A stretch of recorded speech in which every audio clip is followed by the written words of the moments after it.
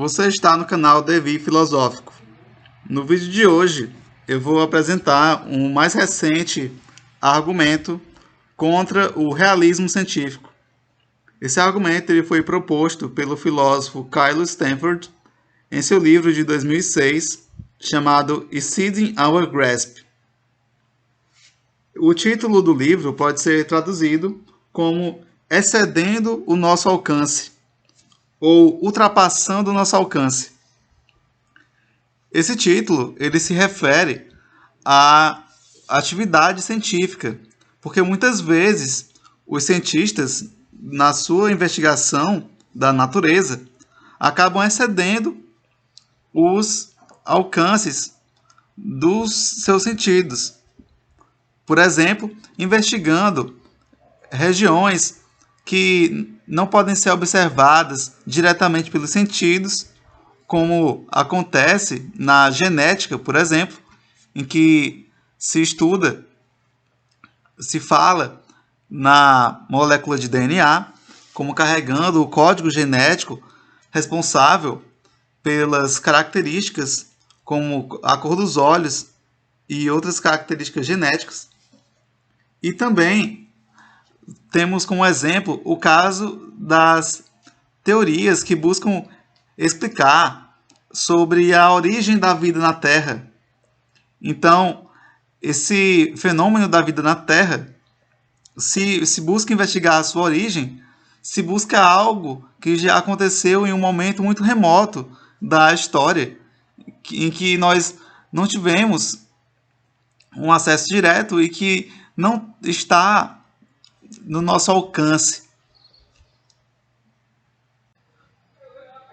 E por mais que fenômenos como esse, do surgimento da vida na Terra, ultrapassem o nosso alcance, dos nossos sentidos e da nossa experiência direta, os cientistas buscam de alguma forma desenvolver uma teoria que explique acontecimentos como esse.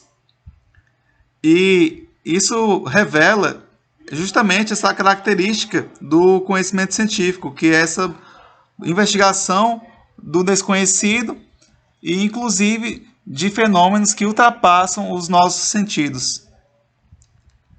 Em seu livro, Kyle Stanford vai propor o que ficou conhecido como o problema das alternativas não concebidas. Esse novo desafio antirrealista, ele vai se utilizar de elementos tanto da indução pessimista como da chamada tese da subdeterminação. Como eu falei no vídeo anterior, a indução pessimista vai ser esse argumento contra o realismo científico que geralmente é atribuído a Larry Laudan em seu artigo de 1981. Segundo a indução pessimista, a história da ciência ela expõe diversos casos de teorias bem-sucedidas que se mostraram falsas, como as teorias do flogisto, na química, e do calórico, na termodinâmica. E a partir desse fato, da história da ciência, vai se concluir que as teorias atualmente bem-sucedidas e aceitas provavelmente também são falsas. Provavelmente vão ter o mesmo destino que essas teorias bem-sucedidas do passado, que se mostraram falsas. E, por outro lado, a chamada tese da subdeterminação das teorias pela evidência é também um dos principais argumentos contra o realismo científico. Só que ela vai fazer a sua crítica de outra forma, né? A partir dela, se critica o realismo científico de outro ponto de vista. E a tese da subdeterminação pode ser estruturada dessa forma. É possível que existam teorias alternativas empiricamente equivalentes às nossas melhores teorias científicas. Teorias empiricamente equivalentes são igualmente suportadas pela evidência disponível, ou seja, possuem descrições bastante diferentes do domínio inobservável, mas realizam as mesmas predições dos fenômenos observáveis. Então, esse caso das teorias empiricamente equivalentes é o caso em que nós temos teorias que explicam aquele domínio da natureza que nós não percebemos diretamente de formas diferentes, mas que vão ter a mesma previsão, o mesmo poder preditivo dos fenômenos observáveis. E a partir disso se conclui, portanto, a intensidade da evidência não fundamenta a crença na verdade de alguma dessas teorias. Então, se eu tenho duas teorias empiricamente equivalentes, elas tratam de explicar o mesmo fenômeno natural, mas descrevendo de formas diferentes. Contudo, ambas possuem o mesmo poder de previsão, o mesmo sucesso empírico. E se o sucesso empírico era aquilo que nós tínhamos para atribuir verdade a uma teoria, se as duas possuem o mesmo sucesso empírico, ele não é suficiente, não se mostra suficiente para se comprometer com a verdade de nenhuma das duas.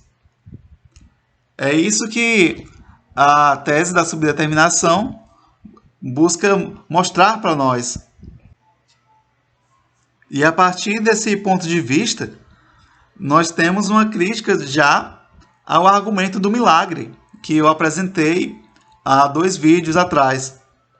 Já que esse argumento ele coloca uma relação entre o sucesso de uma teoria e a sua verdade.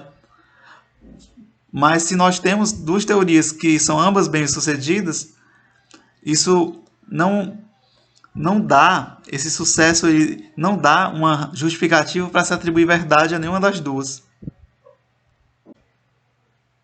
Por sua vez, o problema das alternativas não concebidas, ele vai partir da possibilidade da existência de teorias empiricamente equivalentes, inclusive para aquelas nossas teorias consideradas como as melhores, que nós sequer havíamos imaginado.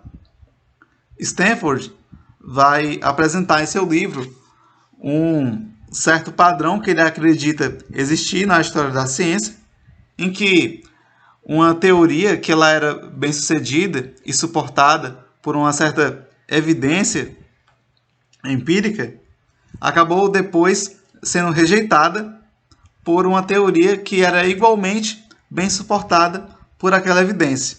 Então aqui um caso de teorias empiricamente equivalentes. E um detalhe é que os cientistas eles se comprometeram de algum modo com a verdade da sua teoria, daquela que era a sua teoria favorita em determinado momento, mas sem conseguir imaginar que, na verdade, depois surgiria uma outra teoria tão bem-sucedida quanto aquela sua, né? E nós temos aqui o caso que Stanford apresenta, um exemplo de uma progressão na história da mecânica, da teoria de Descartes para a teoria de Newton e, por sua vez, da teoria de Newton para a teoria de Einstein. E Stanford vai focar em seu livro, principalmente nesse caso da progressão da teoria da pangênese, proposta por Darwin, para a teoria genética, proposta por Mendel. Então, Charles Darwin, para explicar o fenômeno da hereditariedade, esse fenômeno natural em que determinados seres vivos vão passar as suas características biológicas para seus descendentes, Darwin, para explicar esse fenômeno, ele vai propor essa chamada teoria da pangênese.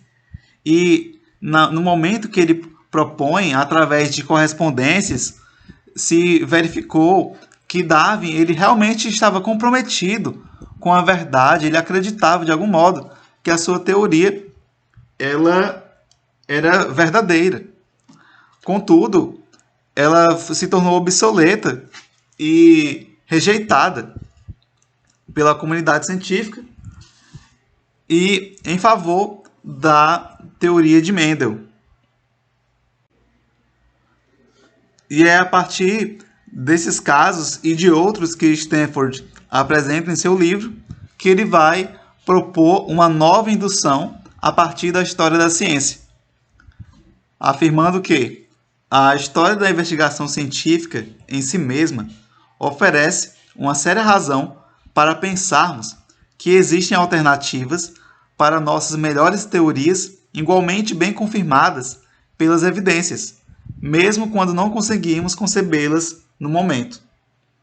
Então, segundo esse filósofo, por mais que o cientista ele proponha a sua teoria e não consiga conceber outras teorias tão bem-sucedidas como a dele, no futuro é possível sim que surjam teorias que sejam empiricamente equivalentes à dele.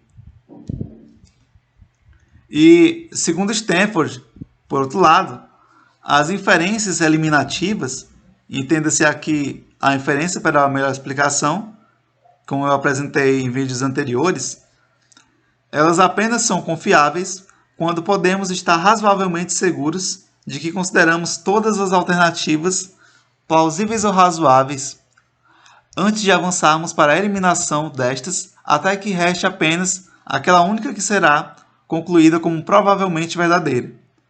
Como eu falei em vídeos anteriores, a inferência eliminativa ou inferência, para melhor explicação, é aquele raciocínio em que você conclui, diante de hipóteses explicativas de um fenômeno, que aquela que for a melhor hipótese, depois de ter eliminado as demais, ela é a provavelmente verdadeira. Então, Stanford aqui ele está considerando que você apenas pode concluir que uma determinada hipótese é provavelmente verdadeira se você conseguiu examinar, considerar todas as alternativas plausíveis para explicar determinado fenômeno. E é com base nisso que ele vai propor o seu problema das alternativas não concebidas, que é então reconstruído dessa forma. O registro histórico revela que os cientistas do passado geralmente falharam em conceber alternativas para as suas teorias favoritas à época bem-sucedidas. Logo, os cientistas atuais falham em conceber alternativas para as suas teorias favoritas atualmente bem-sucedidas. Portanto, não devemos acreditar em nossas melhores teorias atuais na medida em que estas são resultado da inferência eliminativa. Então, o que é que Stanford quer dizer com esse seu desafio, esse novo desafio ao realismo científico? É que se os cientistas eles não são capazes de conceber todas as alternativas para se explicar um determinado fenômeno, todas as teorias, então eles não podem concluir através de uma inferência eliminativa que aquela que eles pensam que é a melhor teoria, a melhor explicação, ela é provavelmente verdadeira. Porque é possível que aconteça o que aconteceu no passado.